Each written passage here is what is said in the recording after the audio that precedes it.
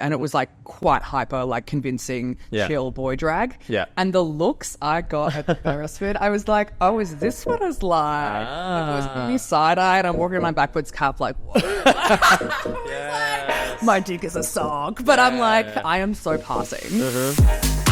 Welcome to Behind Closed Doors, the official Sydney Sauna podcast hosted by yours truly, Paisley Heart. This podcast is your cheeky and candid space for unfiltered queer voices and tantalizing stories. So come with me. Welcome to episode 3 at Sydney Sauna. Today's guest is Emily Havea. Killed it. Yes. Yes. Is a Tongan Australian artist based on Gadigal land / Sydney. She is a graduate from NIDA. I'm curious about this to speak more. I have some stories about it. In 2014 with a BA in acting and has worked across the country in TV, film, theatre and musical theatre for the last decade. She's seasoned. She is also an accomplished screenwriter, dancer and theatre maker. Emily is also known as Texas Gold, a fierce drag king, alter ego. Texas has performed at various Club Kong events since 2020, hosted by drag mother Queen Kong, global all-star. Love you, Mom. And continues to pop his bussy around the queer scene in Sydney. Correct. We had this, Tobacco and I had this iconic moment last year of watching one of your videos, performing to Bussy is a male pussy, a male pussy. And then we, by Harry, and then we were DJing at this Naked Man festival and Tobacco took the honors. We were like, who's going to play this fucking song with us too? And you know, we got all those male bussies moving around. It's such a banger. Welcome. Welcome to the venue. Welcome to the space. I feel like I need to start off with what you messaged me right after the first time you came here. Oh my God. Can I? Can I?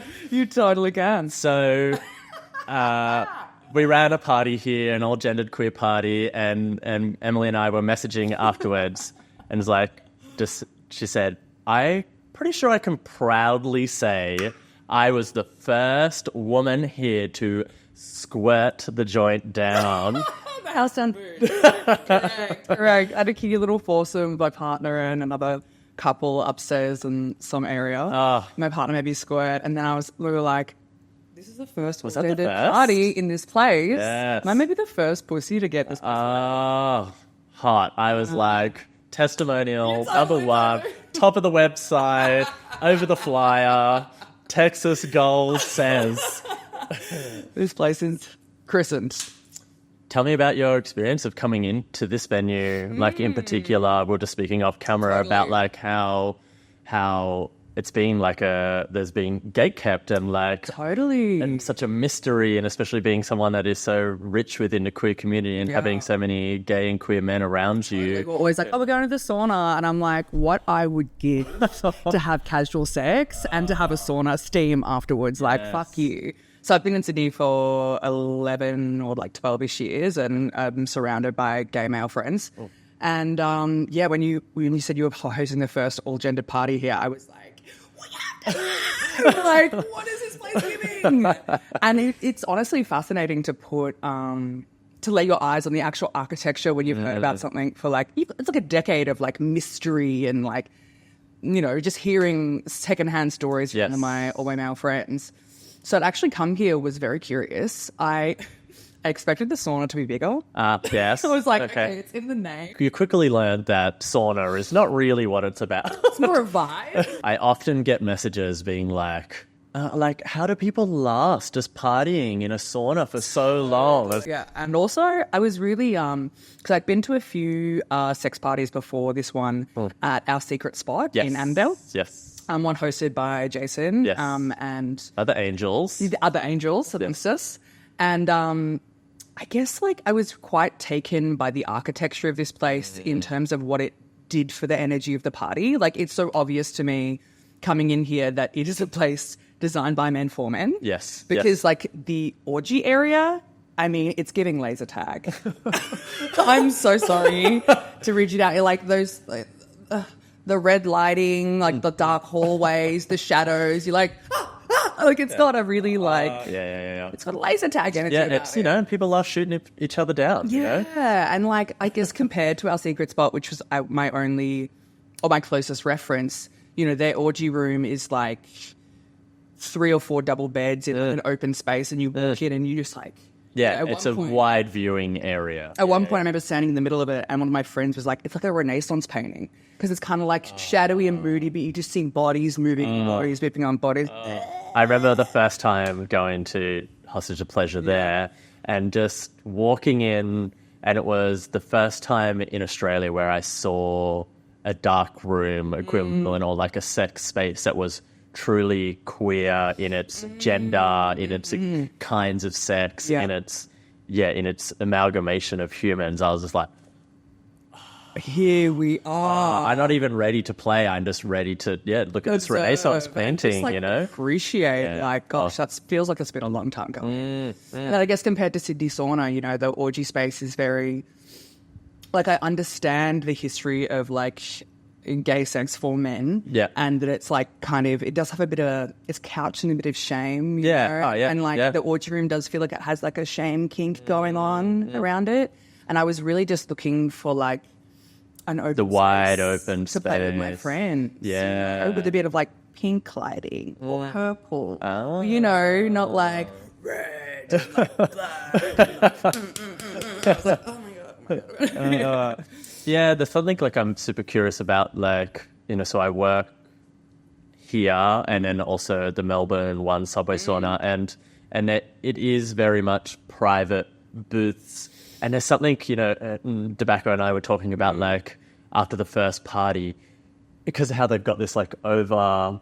You can't see it in a frame, but, like, there's all these private rooms, but the roofs are empty. Like, it's not connected. How amazing it would be to have, like, just a panning camera go over that, like, it'd be so hot. And just like, because of a lot of the people, especially different parties, like, they do keep the door open. There is some voyeurism. So it's so nice to walk through and just like glimpses of moments. And like, sometimes it's hardcore sex. Sometimes it's like people have just finished and like coming. Sometimes it's people just like having a yarn, in the booth together, just needing a little private space. I've had some of the most amazing chats, butt naked, at 2 a.m. in this space.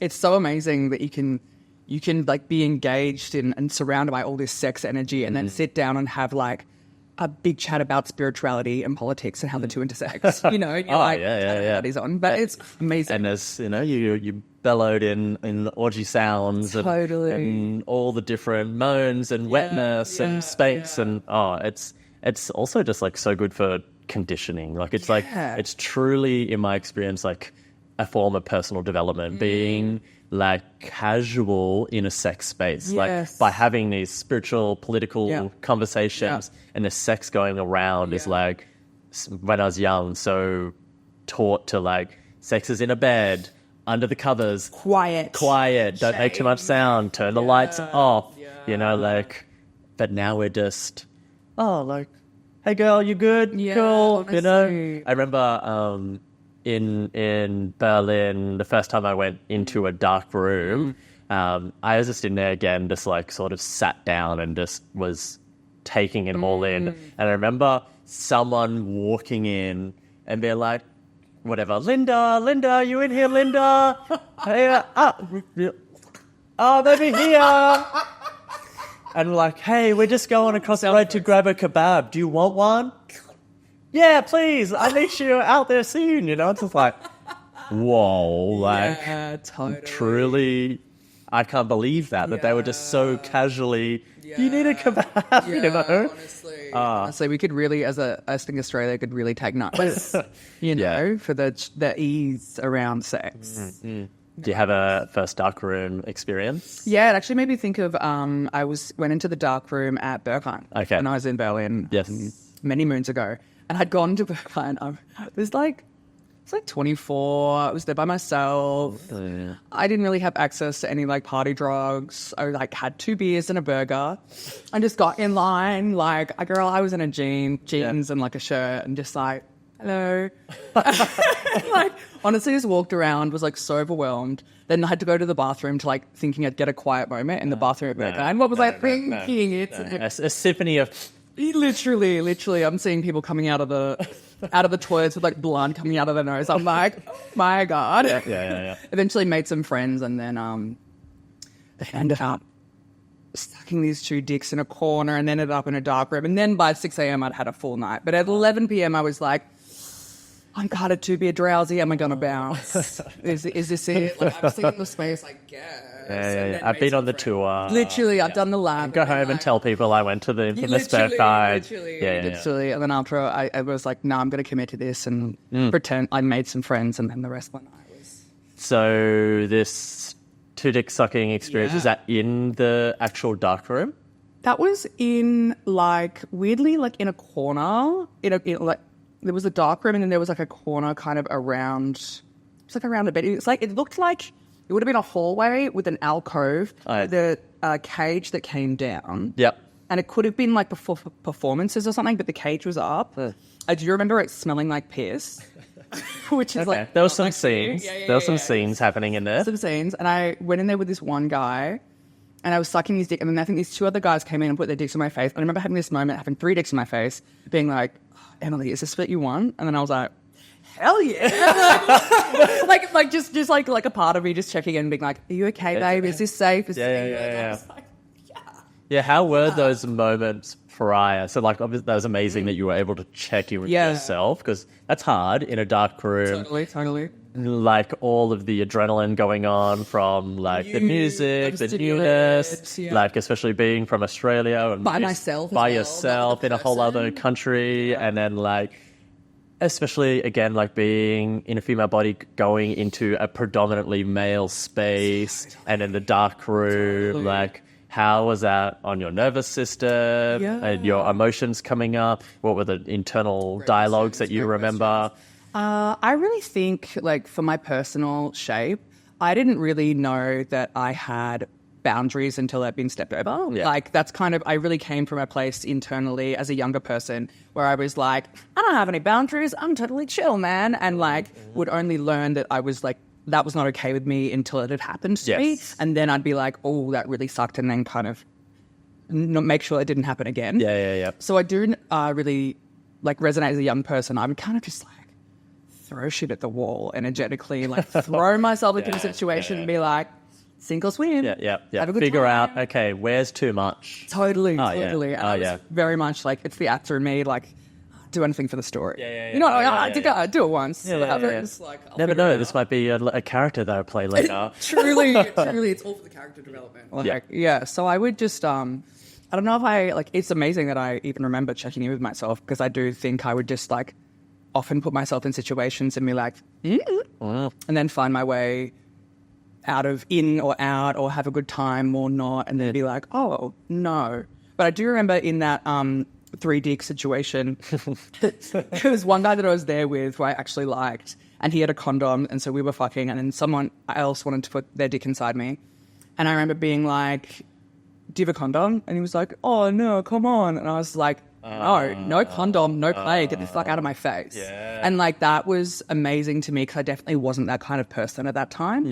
To be like, no, that's not something fierce awakened. Literally. And I was like, my body, my choice, get the fuck out of my face, you know? Like, I do feel like that's where traveling alone really like does for you, did for me. You kind of like learn to like hold yourself in a way that I, as a younger person, didn't really know how to, or was just really, I thought of myself like Ditto, the Pokemon. Like the pink color. It's funny that I'm wearing pink today as well. Actually. It's like pink, like amorphous, like almost like Flubber from like, the movie. Like I was just like, I can be whatever you want. Liquid, you know? Did you, it's interesting that you speak about like in that moment something fierce came up and sliced into like boundary. Like you hit your boundary or like communicated it, but then also did you have any experience being over there particularly in that moment, do you feel like you had a new permission to try different things because you were in a space that Emily wasn't who Emily is here in Australia? I think that was also a part of, especially that trip. I knew that I was like in Berlin alone for a week, staying with my like brother's friends. So I was staying with people that I knew enough. So I had a base, but I was very much like, okay, I want to like have a threesome. Like I knew that there was a sense I wanted to try sexual things that I didn't give myself permission to do in Australia. Yeah. I think also because of my career and because I had all these agreements of like, I'll meet someone that I know that in another world, and I didn't want those worlds to cross, and I wasn't comfortable with being sexually liberated in a space where I could be known for all the things that I am here. Yeah. And so going overseas, I was very much like, all right, you don't know me. Yeah. Because, for instance, the Jason's Angel Only, the Hostage to Pleasure, like that was the first like queer sex on premise party that I've been to in Sydney. Was that you as well? That was mine. Yeah, I had been to. I'd actually been to Our Secret Spot with my partner, like maybe just a month before Jason's party. So I actually knew the venue. Yeah, cool. But we went to a it was like a baby swingers night, like a first time. Yeah. And we were skewed quite young on the age scale. You know, we were joking that we might run into one of our parents' friends, our friends' parents there, because, you know, I mean, I just love that like 60, 65, 70-year-olds are tucked in the corner. I love that for you.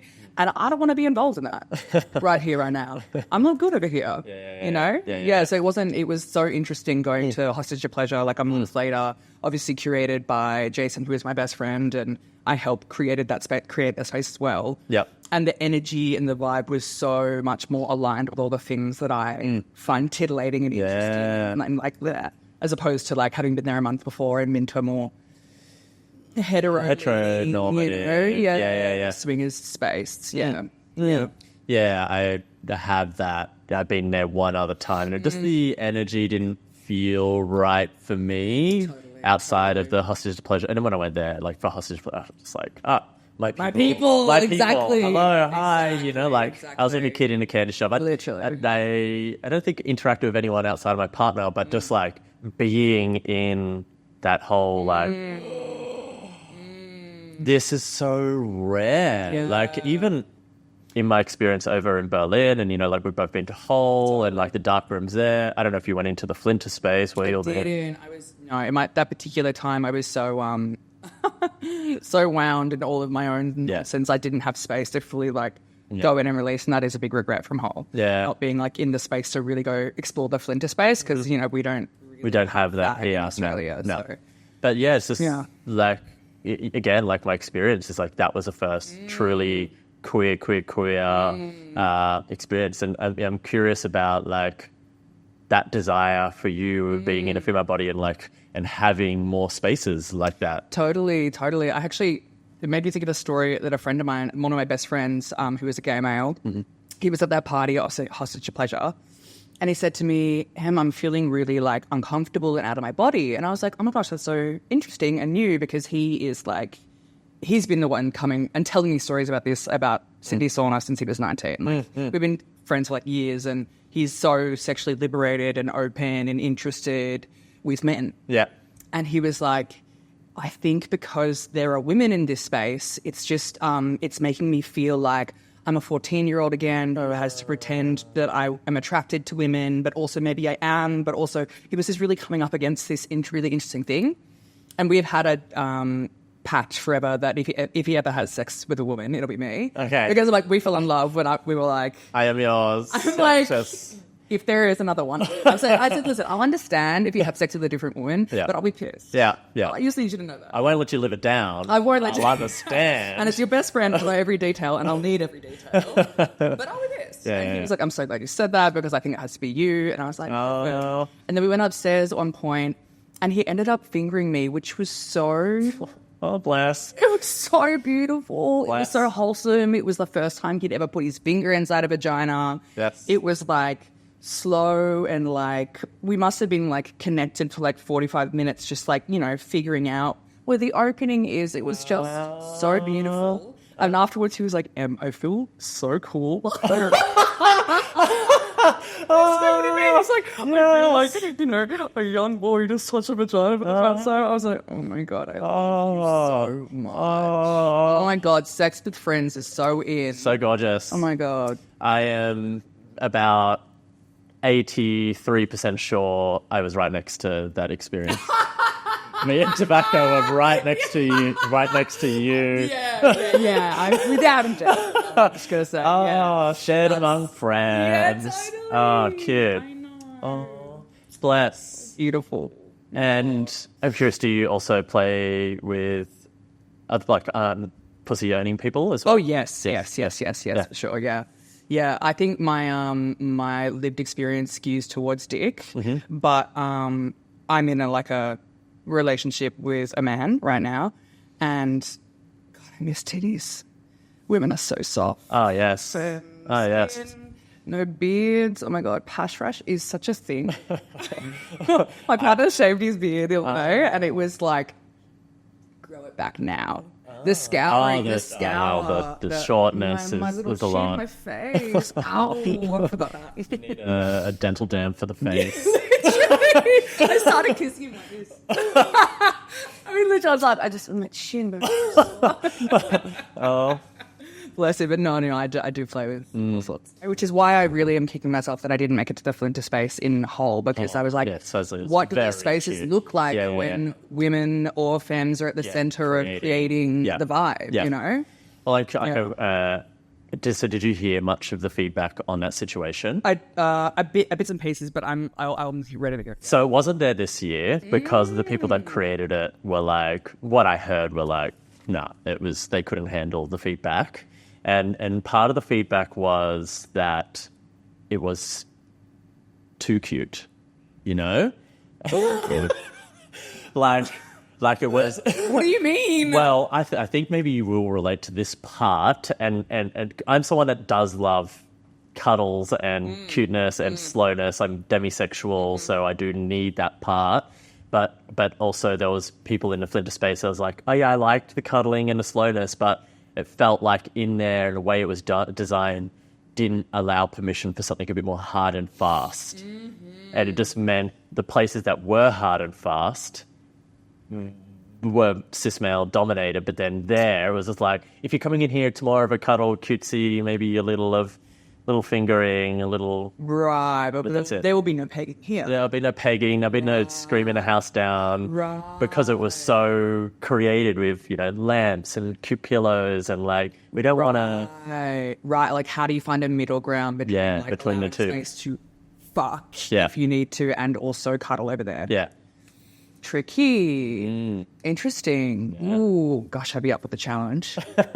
Yeah, and I think that's something that needs to be continued to be played with, is like finding that in between spot. Yeah, it's such a shame that it meant that it wasn't there at all this year. It wasn't there at all, which is such a shame. Yeah.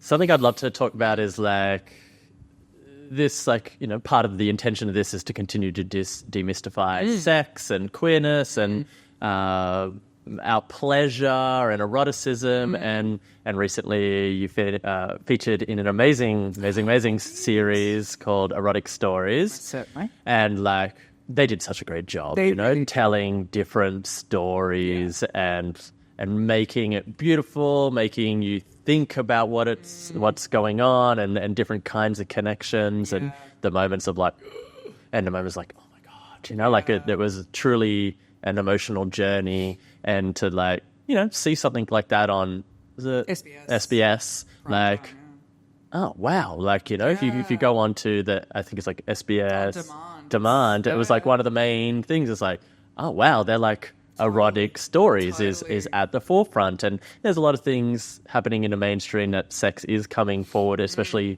not just sex as in porn, but as in education. Through lived experiences and stories, like how it was getting to join that and I mean, be a part of it. It was a beautiful experience. Also, you know, the fact that like the prompt for the series is like sex told through the lens of people who don't usually in Australian media get portrayed as like sexual or have like sexual agency, black and brown bodies, disabled, trans, all sorts of different people. So like to be in like to be able to tell those kind of stories like as a collective is just so grateful. So grateful. And also to be able to work with K-Box. I mean, oh wow. Yeah. God, she's so incredible. She's such an incredible actor, incredible person as well. Like that was a beautiful experience. And also, like someone to,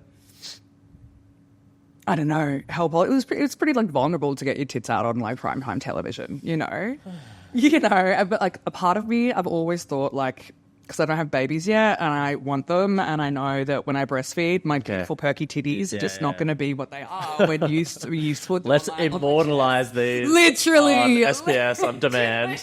Like, immortalize my titties on camera, please. So I was stoked about that. Yeah. But I watched it for the second time in Event Street George Cinemas with like a cast and crew like screening. I didn't need to do that. Okay, that was a bit much. Yeah, it was a bit much to see myself like orgasming using, the catalogue of sounds that I have from my own experience on camera. Yeah, there's a touch too vulnerable. I know, it's a bit much. It was a bit much, but it is a beautiful show, and I'm very proud of it. Yeah.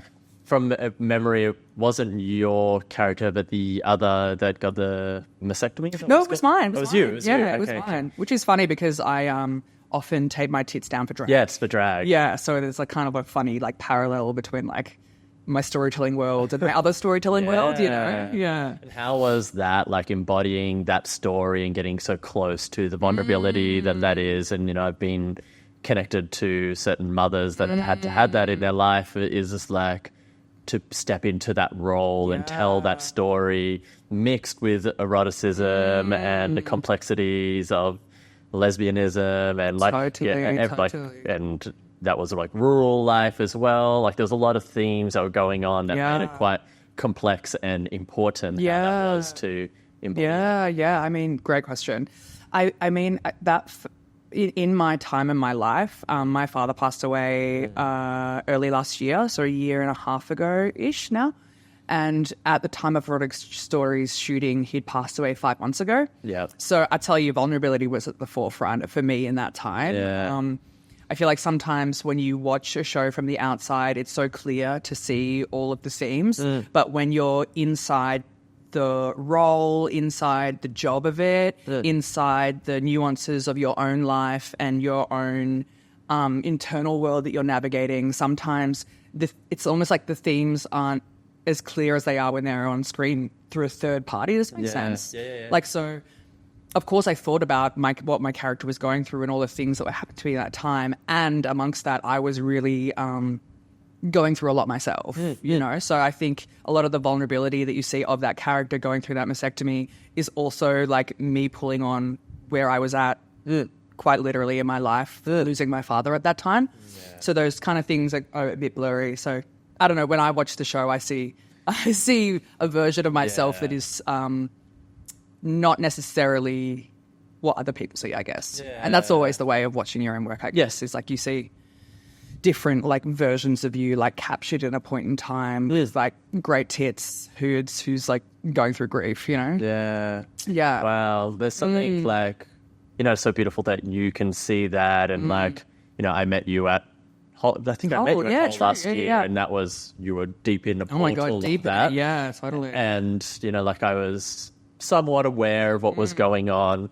And for a lot of people, especially in the queer community, like, sex and partying can be a way to move through that. Both like it can be like a dissociative, but also if you can stay with it and it can be quite healing. Totally. I'm curious how that like Euro journey was for you, and then also being in those party and sex spaces at the time, what that was like for you. Yeah, I really resonate with one of my good friends always says like meditation on the dance floor.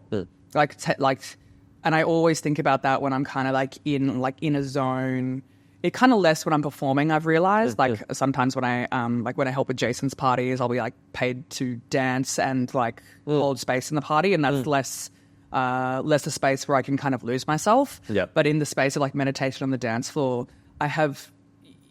it's like you click into like, you know, your higher mind. I mean, I feel like I don't have to tell you any of this, but for you, you click and I'm sure a lot of people relate. Yeah, it's like you go into a trance state, and that's something. Same with sex. You know, it's like you're in this either repetitive motion or this repetitive motion that's like you start to connect with God, source, spirit, or just like at least getting out of here because your body is activated. Yes, and even just like dancing for 8 hours, like just being in your body, you know, like my mom always finds it so hard to understand from her perspective. And like the night before my dad died, it was Mardi Gras time in Sydney. And I was also the lead of a musical at that time. It was like a really intense time. Complex. There was a lot going on. But I went to Loose Ends, the Mardi Gras edition, what ended up being the night before he died. And I saw a photo from that time, like actually just the other day, and I was like, oh my God, that was the night before Papa died. And like, I know for like, I don't know, my mom, it was like really hard to understand like how I could go out partying when like such an intense thing was happening. But for me, it was like, let me have a chance to be surrounded by community because Loose Ends especially, like, you know, there's a crew of like maybe 20 of my different close friends and like extra step out friends who always attend. And then an extra like 50 people I know there from going to all those parties. So it's like such a community event. And to be able to just like move through my body the things that like all the places in which my emotion is being held is just so necessary. You know, I'll go through times of my life and I'll say to myself, God, I just need to have a dance. Just need to go and just be able to like something out on the dance floor, you know?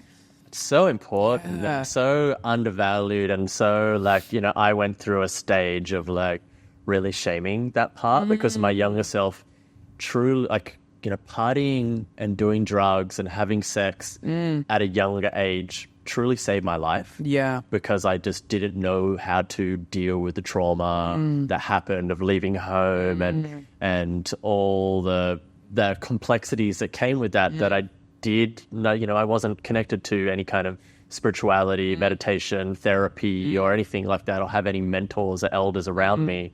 So getting loose, partying, all that sort of saved me until it didn't. Until it didn't, until it was like, oh no, now this is the thing killing me. Yeah. And I had to stop. And for that longest time, I was like shaming that part of me that was like, no, I feel like I need to go out and dance or drink or do drugs or have sex. Yeah, for a while I shamed that, but now I'm coming sort of like into my second era of like being more connected. Okay, I did the meditations and the therapy and the whatnot, and now I want that on a more embodied level. Totally. And you can do that from any place, right? Like you can take drugs and drink and party from a place of escapism and from a place of disconnection. And like, I do think sometimes like a space of disconnection is where like these sex spaces can come from as well, like a place to just be in the body without really being in the heart. Yeah. And then you could also do drugs and party from a place of like, how can I tune in? What do I need? Like a much more conscious place looking to like transcend a version of your everyday, what you're going through. Yeah. You know? Being a drag king. I want to speak a little bit about that and the like embodying of, you know, it's so funny. I don't know if you noticed, but as we're talking, right in this corner, there's a screen of porn happening. Just here. So I'm like, like someone giving an amazing blowjob while I'm talking. It's distracting in the best way. It's keeping me in my sex body, you know? Totally. But like, yeah, that embodying of cock energy and, you know, like, I went back last night just before going to bed and watched that video of you doing Bussy. And just, to me, I am, my personal taste in like embodies, like if I have like a type is like very hips awakened, like male bodies or like, or, you know, trans mask or whatever, like anyone embodying the mask, but with that like feminine, Openness. open. Oh, so hot. I'm watching that. I'm like, the gender fuckery is just so hot. You know, like there's that moment where you're unzipping those pants and you have your packer in. And it's like, like this is such a massive turn on. And just like imagining being in your body, but then also embodying that must be so liberating. I'm curious. Liberating is definitely the word, to be honest. Like, I started drag in 2020. 2020 Sydney Mardi Gras was the first time I was ever in drag. And it's so interesting. I find as a cis female, like, to embody the most masculine shape of me on the outside actually unlocked the most feminine expression of myself. Yes. It's wild. I as soon as I was in drag, I was like, like in a way that I probably never given myself full permission to be that as a woman in the past.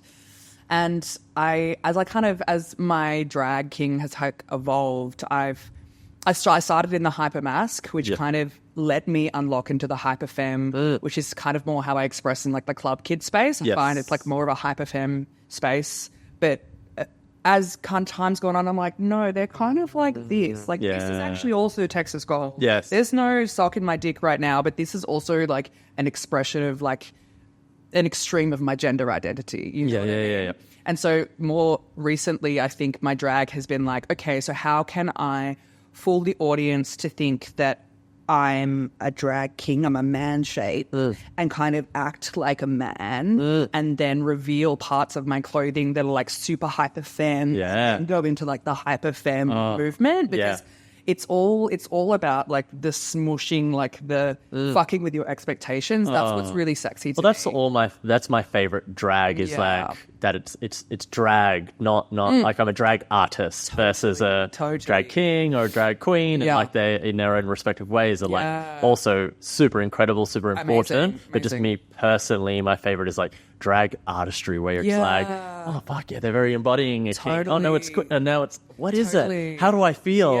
I'm so into it. How do I? That? Like, well, I don't know. Yeah. It was actually super interesting.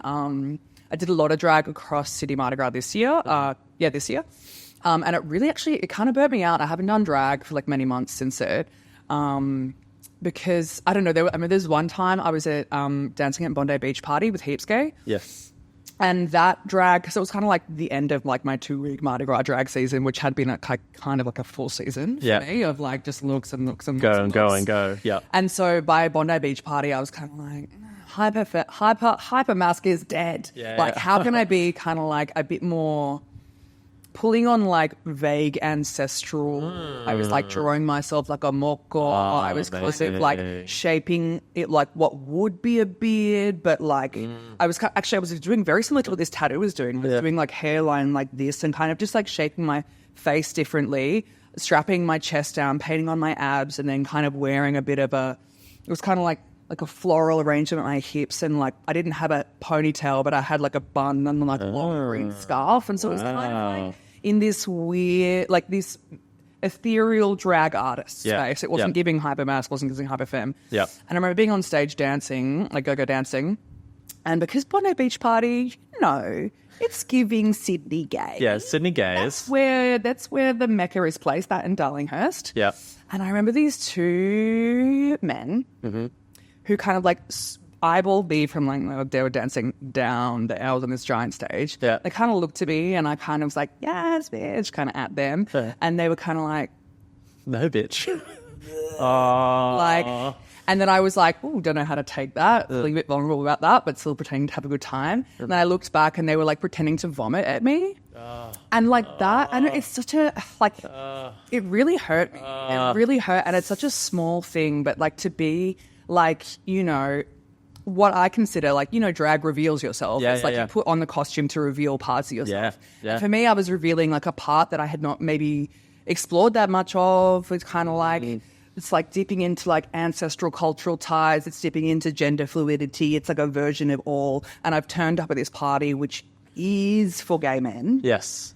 with Heaps Gay, which is doing like queer assortment of honey buns. Queer. Yeah. And to be like queer and elevated in that space, and to have like two like cis gay men who are exactly how you would think they look, to kind of like shame me in that moment was so hurtful. Yeah. It was so hurtful. It's not a graceful ending to the Mardi Gras drag season. No, it really wasn't. And it really like, I hate to say like that it kind of, like, I don't know, you get, like my job used to be in the public eye in so many different arenas, whether it be acting or drag. Like I command attention for a living. So like I'm used to people having all sorts of different reactions to the things that I give. But I must say in that time, that expression of what I had revealed as a part of myself and being like shamed was like, that one really hurt. That hurt. Yeah. So since then I have been a bit more picky choosy about what to reveal where. Yeah. I guess, you know, in the safety of like how I feel in my body, you know? It's like, you know, I do believe in the more like, not all, but like there is a particular sector of the more cis gay space that deeply is rooted in misogyny and transphobia and like, you know, drag queens, especially due to RuPaul's Drag Race, have really penetrated the mainstream society. Obviously, it's not all rainbows and butterflies. No, they've got their definitely own problems, not. definitely. But drag kings are deeply underrepresented and also can, evoke some ugliness in people that, you know, I don't even know if those people would be conscious to like how ugly they were in that moment. They probably thought they were just being fierce, you know? It's like, but girl, that's not fierce at all. And I bet if in some world I encountered them and told them, I'm not sure they wouldn't even remember. Yeah. Do you know what I mean? Yeah. They wouldn't even remember. Yeah. Like, yeah. But yeah, I do really like kind of morphing into a version of their shape. Like there is a time that I was doing boy band boot camp with Retro Sweat for Mardi Gras at the Beresford. Yeah. And it's just boy drag, isn't it? And it was like it was quite hyper, like convincing, chill boy drag. Yeah. And the looks I got at the Beresford, I was like, oh, is this what it's like? It was really side-eyed. I'm walking in my backwards cap like, whoa. Yes. My dick is a sock. But I'm like, I am so passing. It was so like fascinating to like, shape-shift into different spaces. There's like I'm curious about your experience with drag, and I believe my perception, again, it's always super fluid, but like for men to be drag queens is a permission to unlock their femininity and a lot of like reverence that they have for the feminine and for, you know, their mothers or other strong matriarchal figures in their life, where though drag king is to unlock some of the masculine, like you said, but it also is to like heal the like the sort of the ugly masculine as well, the like to be a bit of a fuckboy, to be a bit of a like sleazy character as a way to heal that part. Is that true for you? Or? I wouldn't say that's true for me, no. That's actually something that I really came up against when I first was conceptualizing my drag boy. And because like I guess the model that I really saw of drag kings was like political, making fun of men, really like exactly like you say, like caricaturizing. That is not a word, but you know, character couture, rising-ish. The worst parts of the patriarchy and of men. And as I was looking for a place to be in that mix, I just didn't understand why I had to make fun of them. Yeah. And I have so many beautiful men and masculine energies in my life that I couldn't see my entry point in there, which is actually how I found my entry point, by not going the way that I saw it happening for other people. Yes. I was like, well, I am a drag king who's a queen, but who's a king, like, which kind of came out as the most hyper feminine version of me expressed itself out of a hyper masculine expression. And I think for me, it's like, tapping into parts of me that I haven't let myself permission to tap into before. Yeah. Because I am such a lad.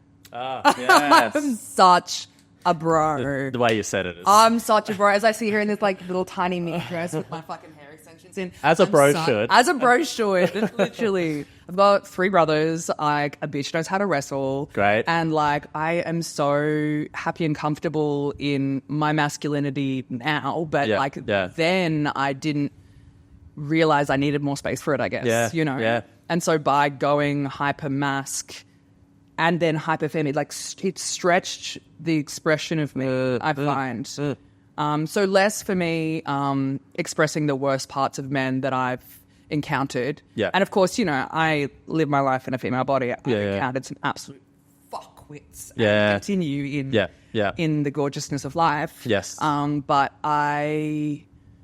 That's not your focus. It's not my focus. It's not how my drag expressed itself. I am the campest bitch in the room. Yep. I am perceived to others as like the gay drag king. Like, I was like, it's for me. I'm curious how you're talking about like going from hypermass and then experimenting with a bit of the femininity and then wanting to be a bit more dualistic within it is, you know, and you're bringing in some traditional art within that and expression. Do you know if there's much like history in Tonga and Tongan ancestry of there being like how in different ancestry there's like the shaman and the seers that are quite gender fluid in their expression? Is there any of that? I actually don't know. I don't know. I was looking a bit around like Tongan markings even, and I think the history of that has been quite colonized. It definitely has. Definitely. Tonga is it's a monarchy, actually, and it's retained a lot of its culture and shape because it accepted Christianity when it did, you know. So it's hyper religious space now, and also is in touch of certain parts of because Christianity is massive there, right? Seventh-day Adventist. I recently read Howe's book. How from used to do Triple J hip hop. What was his band? I can't remember right now, but I read this book and like this like being so strongly Christian, and then throughout his journey being like, oh fuck, my people have been colonized and we don't even know like, how deeply rooted it is. And I'm just so curious about that ancestry, but it's so beautiful as much as it has been colonized. Like, you know, we were just speaking earlier about Queen Kong and just like on the stage, just so fiercely Tongan, so fiercely like ancestral and drawing on so many, like, you know, each of their looks that draws on culture at the same time. Whatever the category, it has culture to it. And I'm so curious how that is to see I mean, it's so your family, your people be represented on this right now global stage. Honestly, it's so inspiring. I have so much love and time for that beautiful person. And I mean, I guess for my like personal cultural space where I find myself, like my dad was the youngest of 9. You know, got his first pair of shoes at 11, got a scholarship out of Tonga to study medicine in Fiji, and then another scholarship to study in Australia. Wow. And then became an ear, nose and throat surgeon based in Bendigo for the last 30 years. So he became like, he was the youngest of 9. There's quite a family hierarchy. So he would be like, you know, the shit kicker of the sibling group, essentially. And for him to like move away from the family ties and to become like the top of the Western hierarchy as like an ear, nose and throat surgeon was like quite a big deal. Massive. And so as a result, he really didn't bring his culture. It's almost like he didn't want to... He didn't want to be Tongan. He was like, no, we're here now. Don't forget about it. And so I don't speak the language. I don't, like, my journey to understanding my culture has been fraught with, like, a feeling of, like, not knowing and kind of being not Tongan enough. You know, like being Palangi, which is white person, like being, like, So I think for my understanding of the ancestral ties, it is all about the way I feel it, because that is all that I can really know connected to true, it. You know, like I don't have, like I've got plenty of family here in Sydney, and I think my own shape has kind of maybe felt like I can't reach out to them or something. And so I do find myself in a bit of a cultural limbo of like not really knowing but feeling so informed by all the people that came before me and what is in my bloodline and my lineage. And I feel like I know that I'm a healer and I feel that come out of me, but I don't know of the let alone like the pre-colonial ties to like healing in that lineage, but also like the post-colonial. Like I don't really have the receipts. Yeah. So I'm kind of going on a feeling and a finding as it unfolds. Amazing. To be honest, Yeah, it sounds like much like queerness. You know? Honestly, it's like a journey and still coming totally, out. Am I queer enough for the community? Oh my God. You Did know? I go through that? How do I find my place? Honestly, you know, like queer enough to be a queer actor was like such a big question for me like 5 years ago. Like, and now like, I don't know, Australian screens and like, as far as white Australia can see, me as a brown woman with an undercut, because apparently acting is all about hair.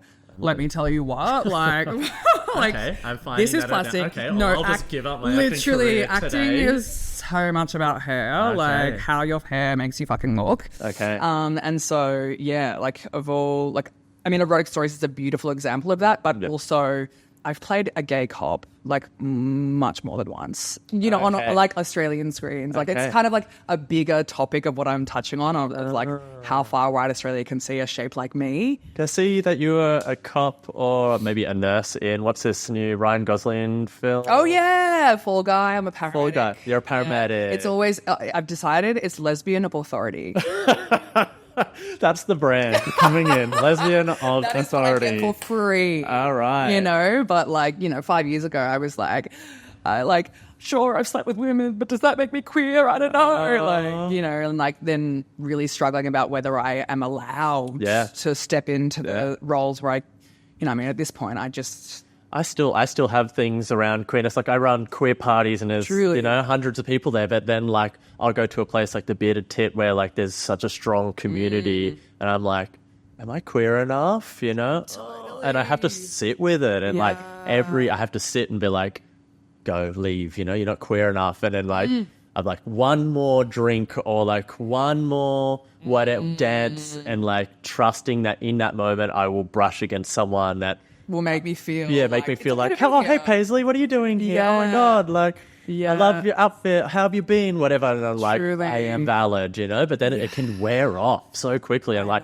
and then they leave and they're in like a big group of people and I'm like, they were just being nice to me, you know? Oh, it's so deeply rooted of like, I'm not queer enough or like cool kid club stuff or whatever, you know? It can come up. Yeah, totally. And I mean, just to show up in the spaces and to be an open-hearted, honey, accepting of everyone you come in contact with, that is more than enough. Yeah. That is the brief. Yeah. To just be cool with everyone and interested and open and interested. Yeah. I am available for connection as much as my heart wants to close. I know. Fall into the story. I know. Yeah. One thing I need to know is, have you had sex in drag? Oh my God, great question. No. People like think it'd be cute, but girl, there's so much makeup. There's so much makeup. It's like, and not in my own bed. Like, I can't eat toast in my own bed for fear of me lying in the crumbs later because I'm like, so let alone like, you know, I'm painted from here to here. Yeah. Like it's the full gig and the tape. There was one time I took, first or second time in drag, I took my titty tape off without water. I ripped my titties. Oh. I mean, obviously not clean off, but like they're still there. They're still doing the thing, but like, yeah, wow. So no, I've never had sex in drag. Okay, No. I've only seen drag sex once, and it's just like much like that talking about the Renaissance painting of seeing all the queer. To me, it's just like gender fuckery. Yes. Like I saw a drag queen topping someone else, and it's just like. Yes. Get it, mama. My favorite kind of confusion, and just like I've never seen a drag king in sex. It's like I know maybe we get to book you one time for a party here. Yes, truly. And then you can venture off, and I'll move past the room like. Not in the sauna though. Watch my beard slip off. what is it that you would like to see in Sydney or wider Australia, like Gadigal land, so-called Australia, continue to develop within the sex positivity, sex, just around sex, connection, queerness? Is there any things that you are dreaming up, envisioning, calling in? I mean, the flinter space in Australia, come on. Yeah. Female, lesbian, intersex, trans, asexual? Come on. Yeah. I mean, it's wild to me. We were kind of saying off camera before that, like, we're talking about Sydney's first, like, queer sex parties in the last year. Like, what do you mean? Yeah. So, yeah, a space for, like, femmes to connect in all of the different expressions, whether it be hard, soft, or in between. Yeah. I mean, that would be just... chef's kiss. Yeah. Yeah. I feel like I want also more spaces that you're creating, to be honest. Like more spaces for the openness of, like, sex to happen in all the different variations. I feel like the times of, like, segmenting this is a space for gay men. I mean, even what I was saying before, it's a space for, like, flinter. Like, that is necessary too. And also, like, being in spaces overseas where, like, people with all sorts of things can be there or not and just coexist in a bit. I think that is just so utopian. So gorgeous. So important. So revolutionary. Yeah, and revolutionary. Just, again, like, you know, we are on this journey of queerness and how you're just saying, like, you collapse so many walls from just going into being a drag king. And, like, when we are in sex positive spaces with all the genders, all the ethnicities, all the body types, all the different body abilities, like, and just seeing it and being like, just dropping judgments or seeing your judgments and being like, okay, that's something I need to go deeper into, totally, you know, like, totally. It's so important. I remember over, I think, at the Queer Sydney Film Festival, I saw Daria's short film, Facts. I don't know if you've seen this. I haven't. It's Facts with the C in like brackets, so it's Fats, and it's like this amazing short film with all fat bodies, voluptuous bodies, larger bodies, and it's a part like telling a story and facts about, you know, rather than just like, why don't you just lose your weight, or why don't you just eat it? Like the different things that come up of like, no, it's not as easy as that. Yeah. And it goes between these shots of like amazing, beautiful, warm lightings of like demon twerking and whatnot. You know, they're just so hot. They're so embodied, so connected to themselves and just so fucking fierce. Yeah. You know, like even if you aren't attracted, they can give you a look of like, bitch, you're fucking attracted. And you're like, yes, I am. No. Yes, I am. I'm in. I've eaten what you're serving. And then they cut to like cold, like cellulite shots and like more medical looking, and you're like, I was just so attracted. Now I'm like, now I'm judging. You know, and like being able to be like, like there's these two parts of me that's like so hot, so judgmental, so hot. And like walking away being like, I have some things to unpack around fatness and around, because, you know, mentally I'm like, all bodies, great, you know, but then viscerally I can have reactions that I need to work with. Yeah, totally. So what's the future for you, for as an actor, as like a personal being, as a drag performer? Like what is the future looking like? What have you got coming up? Where do we find you? Yeah, what you got going on? Being an actor and being a creative is a constant. Did you ever play The Age of Empires as a kid? I do remember it. It was very like building cities and I was obsessed with the Age of Empires. Okay. The only reason I bring this up is because when you start on the board, it's all completely black, and as soon as you take a step, 3 meters lights up in front of you. 3, 5, whatever. Mm-hmm. And I really resonate with that image for my life. Yes. And do you know what I mean? I feel like being an artist and being a creative and being a freelancer is a constant state of like looking into the darkness and being like, taken next. Yeah. I don't know where I'm going. I don't know what is next, but I got to keep moving forward. I mean, I know for my life, like I'm 32, I want to have babies before the 30s are out. We've still got 8 years on the clock at least. Yes. I know I'm on a big overseas adventure. I think I need to travel again. Yes. I think I'm really aching for going out into the world and fortifying my spirit against other mirrors that I come up against, you know? I'm looking to like kind of see myself and therefore be able to hold myself a bit more clearly. I know for my like creative future, I love acting, but I have decided that acting is a business of being told what to do. Yes. And there was a time in my life where that suited me much better than it that I'm growing into. Okay. So I think in my creative sense, I'm leading more into how I can be a leader, how I can be a director or like a writer or creating these spaces or holding these spaces for other people. Yeah. I want to create this like audition workshop, which is basically just audition coded on the outside, and the central point is like how to take care of yourself and how to be okay amongst these things that really question who we are and our self-esteem. And I've been doing a lot of audition music theatre reading especially, and I love it because I get to really see where my energy goes, and I am a killer performer and I get to perform with no stakes because my job's not on the line, girl. I don't want to be in the show. I can help you get the job by being a great energy for the space. And I've just like come into contact with so many people who are so like not okay, you know, and it's like trying to be okay and also like belt C sharp. And I just, I mean, you find me in a space right now where I'm like just trying to create how my energy can help others, you know. My parents were both medical, and I know that in my lineage I have helping people and like not only being a healer, but also like helping others in my genetic makeup is like what makes me feel satisfied with being in this world. And I do want to get a few things like of helping others before I make children and like, you know, make other people for this world. I just really feel like I have. You want to continue to mother the queers and the community. Exactly. I have a few more offerings for the people that aren't necessarily of my bloodline before I create the bloodline. Yep.